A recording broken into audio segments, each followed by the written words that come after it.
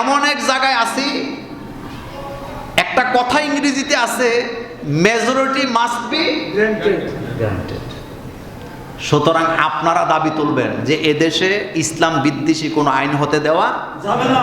নারীবাদীদের জ্বালা কি জানেন? কয় আল্লাহ পাক কোরআনের মধ্যে বাপের সম্পত্তিতে বাইরে দিছে ডবল, বোনেরে দিছে অর্ধেক। এটা কি ইনসাফ হইল? অথচ ইসলাম ধর্ম ছাড়া অন্য কোন ধর্মে বাপের সম্পত্তিতে মেয়েদের কোনো অধিকার নাই। তো তারা তো হেডে নিয়ে কথা কয় না।